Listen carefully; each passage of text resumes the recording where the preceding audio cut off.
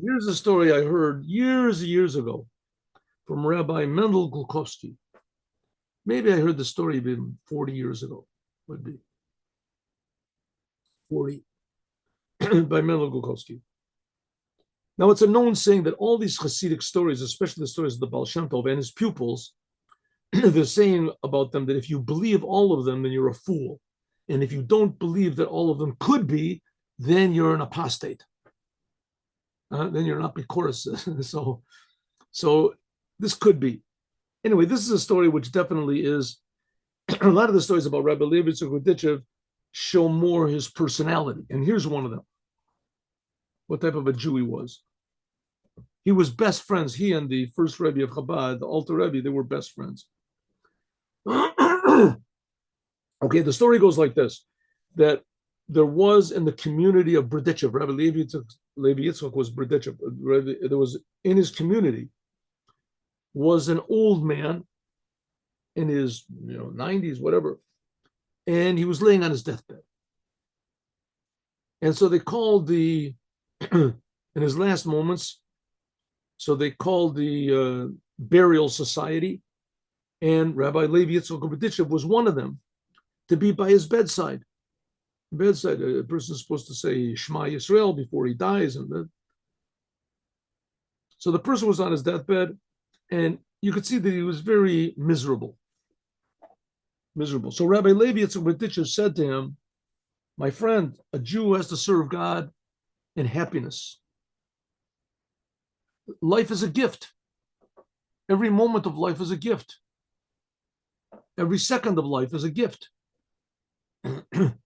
We have to be happy every second that we're alive.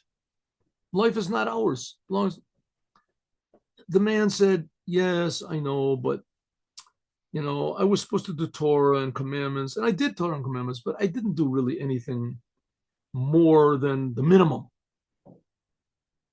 And what I did was also with minimum enthusiasm. I was always sort of, depressed and not happy and bitter, complained a lot. No sin to complain, but I never really, if I do go to heaven, it's not going to be very much of a heaven. I mean, there's no reward. So Rabbi Levi said, that's your problem. I'm willing to give you a portion of my world to come. So the man said, but if you do that, you'll be missing a portion of your world to come. Levi Yitzchak Berditchev said, I know. He said, you can really do this? You can give me a portion of your world to come? Yes. I'll put it in writing. So he told to bring a paper, and he wrote, I, Levi Yitzchak ben Soresh Sasha, do hereby give a portion of my world to come to, what's your name? Your mother's name, this. Here you go. Gives it to him, holds it in his hand. He says, wow, thank you. A big smile is over his face, for a minute, 2 minutes. And then he starts to, they go into death throes, breathing hardly, whatever it is, goses, it's called goses, and he passes away. Says Shema Yisrael, Shem Elokeinu Hashem Echad, and he passes away. And so the pupils around Rabbi Levi Yitzchak said, this man must have done something really special to merit you giving him a portion in your world to come. And he said, no.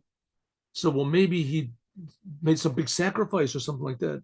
He says, no, maybe, but I don't know. He says, so then why did you give him a portion of your world to come?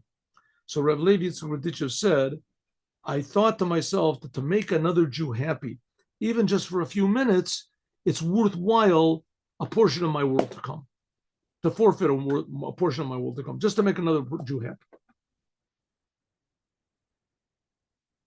End of story. So in other words, it's very important to make another Jew happy, even if it means taking from our time or from our patience or from our energy or from one of the projects we're doing or from our success or from our money or even from part of our world to come to make another Jew happy.